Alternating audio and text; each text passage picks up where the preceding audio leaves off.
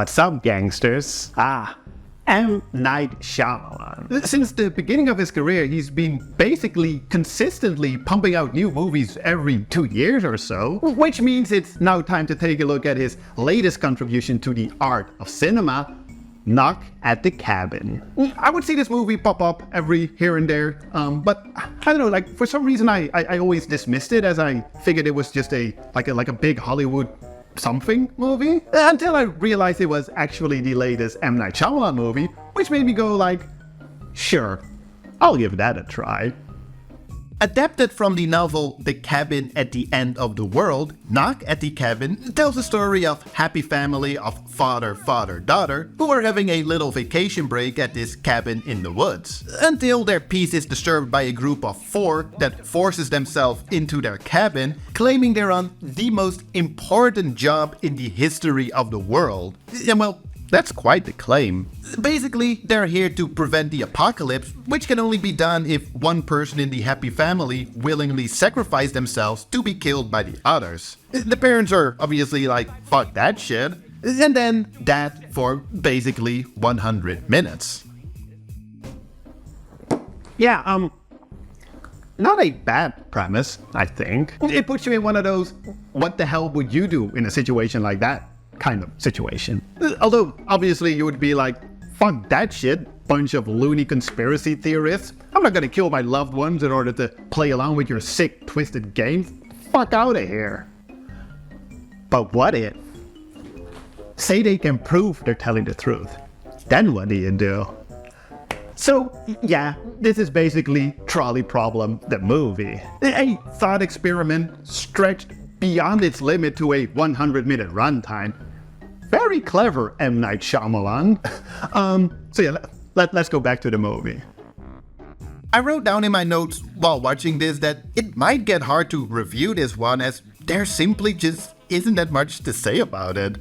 Don't get me wrong, I probably like this a lot more than the general public. I thought the performances were pretty decent, especially Dave Bautista as Leonard, the leader of the pack, if you will. The other 3 were more kind of like one-dimensional, cartoonish, including this Ron Weasley after a heavy bender looking motherfucker. In general, despite the limitations of the premise, I thought it was pretty well written. There's no real tiresome horror tropes here. Most of the situations and actions of the characters can be and are justified. Like, again, given the limited story, it made sense. The movie gets violent, but never graphic, which I honestly respect in this situation. Like, it sincerely doesn't need to be. And I do not often say that. That's not to say that I didn't find any flaws. For one, it's probably way too long. Throughout we get flashbacks to the family, and I'm like, why? Besides padding out the runtime, why is this here? To show that they're a happy family? But I figured so much already by seeing them happy. It's honestly a bit of a shame, because this could have been a really simple, like, 1 location, 7 characters only movie, which is an approach I generally quite admire. Then again, arguably, these flashbacks do give the viewer a bit of breathing room. Also, there's this weirdly misplaced cameo by the man himself. And, well, the rest would be spoilers, I guess. So, yeah, spoiler alert. They were telling the truth the whole time. They're like the 4 horsemen of the apocalypse, and they actually weren't fucking kidding. Which is fine. I mean, it's one of the 2 ways this movie could have gone. And honestly, like, finding out little by little that they were, and then finally fully realizing, I thought it was pretty fun and exciting. Again, I know I fully realize that I might be in the majority here, but I generally quite enjoyed this one. Not so much the overly sappy ending, though. It did make me laugh out loud when, while they're showing early signs of the apocalypse, they show this clip of a tidal wave. How the fuck did they get their hands on that footage? But also, let's address the elephant in the room here. Because I don't know if you noticed, but the couple is gay.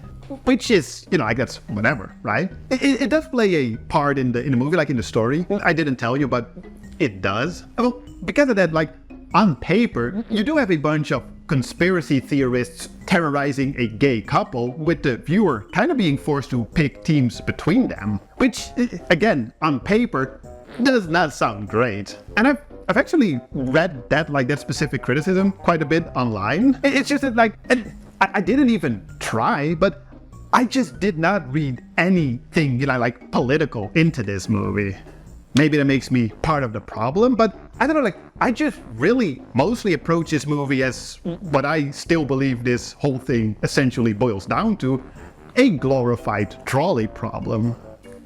So yeah, Knock at the Cabin. I'm honestly quite curious to your thoughts. Well, definitely not as divisive as Skinamarink, which we covered a couple of days ago. It still got like quite some mixed reviews. Like some that will...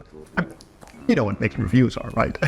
So yeah, please feel free to let me know in the comments below, and maybe we can discuss the movie a little bit further down there. But until then, I'll see you guys in a couple of days with more Horrors of 2023. Cheers! Have a nice day.